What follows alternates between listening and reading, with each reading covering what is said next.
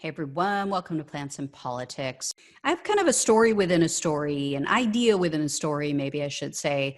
Trump supporter was arrested and charged with crimes. He was found guilty, faces up to 10 years in prison for making threats against lawmakers.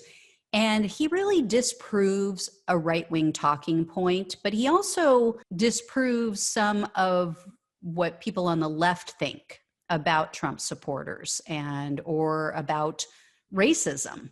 Hunt is what I call insurrection adjacent because he didn't attend the Capitol terrorist attack on January 6th, as far as what I've seen in the reporting, but he was with them in spirit and he made numerous threats online.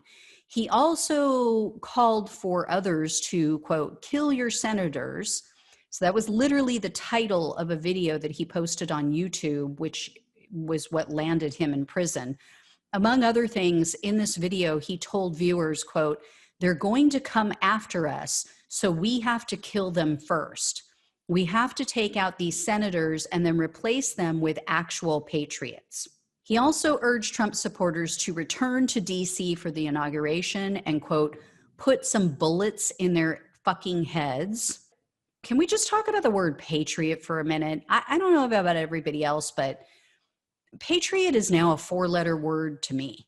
If I see a product or a company with the word patriot in the name, I'm immediately turned off. I just assume that the owner is a Trump-loving, insurrection-sympathizing piece of shit. Sorry, but they've ruined that word. It's lost all meaning. But anyway, I digress. So Hunt tried to blame COVID boredom for his using too much alcohol and weed, and he said that he was under the influence when he made the video and the threats.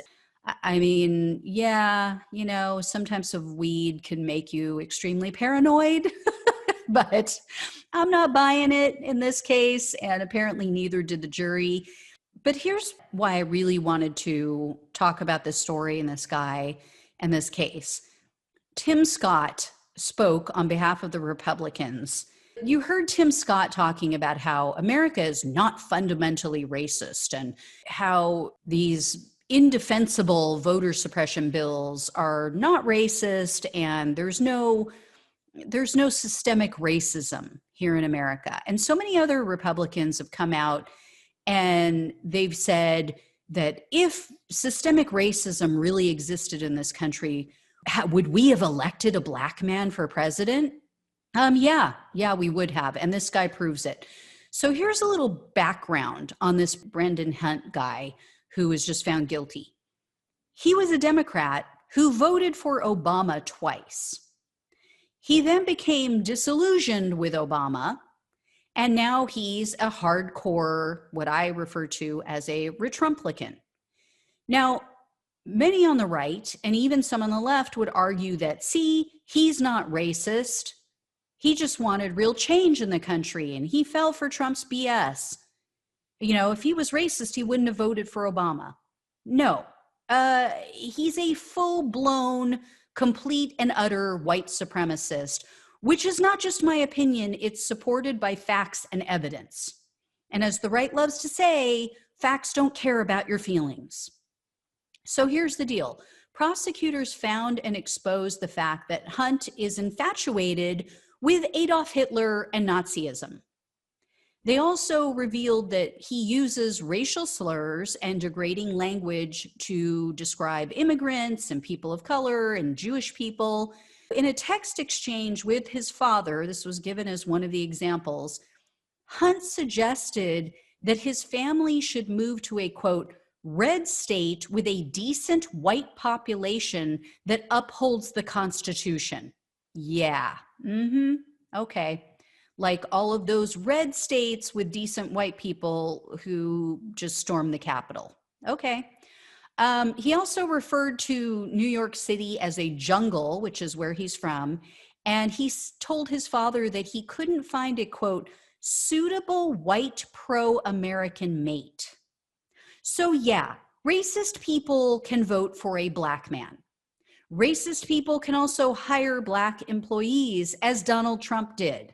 I'm done with the idiots who think that racism is confined to the use of the N-word.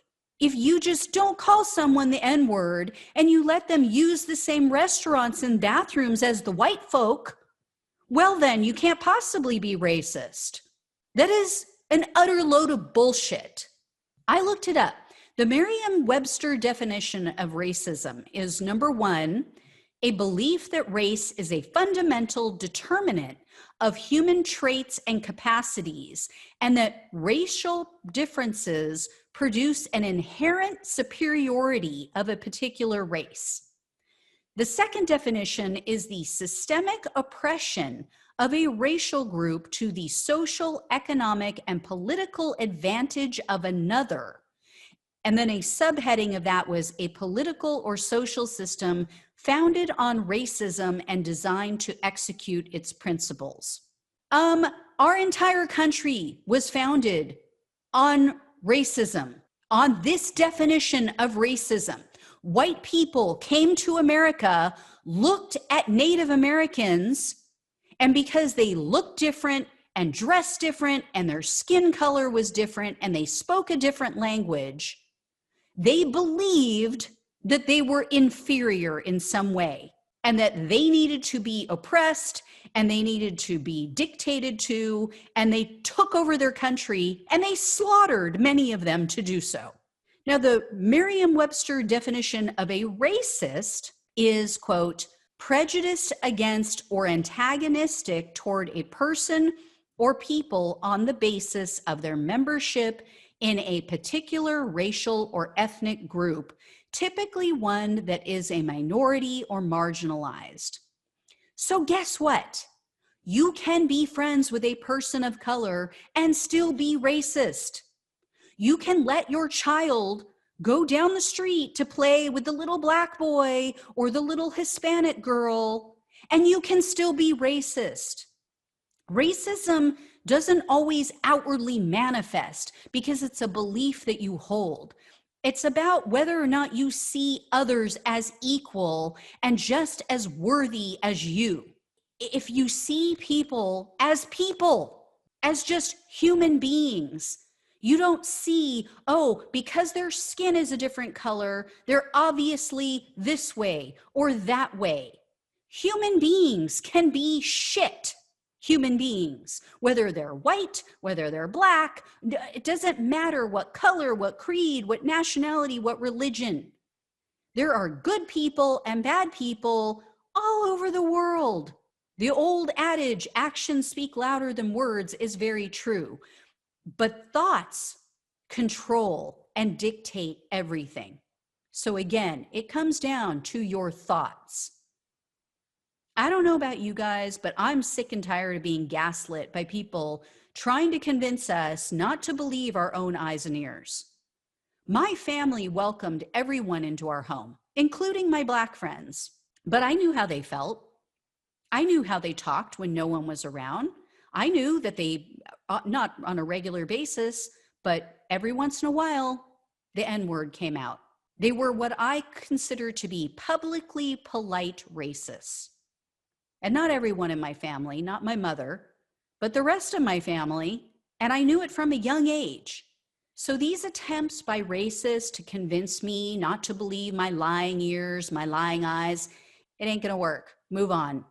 You can be a publicly polite racist. You can be someone who voted for Obama because you looked at him and you said, oh, he's not like the other ones. Because I know people who say things like that. And they truly believe it. They truly believe, oh, their one black friend is the different one. It's the good one. Guess what? If you've said things like that or thought things like that, you're a fucking racist. I'm going to call it like it is. So I thought this guy had a very unique profile, and his story really hit home on something that's just being talked about ad nauseum and justifying people on both sides. It's justifying people on the right. It justifies their story that, you know, oh, well, if people voted for Obama, they can't possibly be racist. And then his story dispels the myth that everyone who's a Democrat is not racist. And everybody on the left has to be completely good and pure. If they were a Democrat and they voted for Obama, then they're one of the good people. Thanks so much for watching and listening, guys. Please like, share, and subscribe. As always, take care of yourself, and I'll talk with you soon.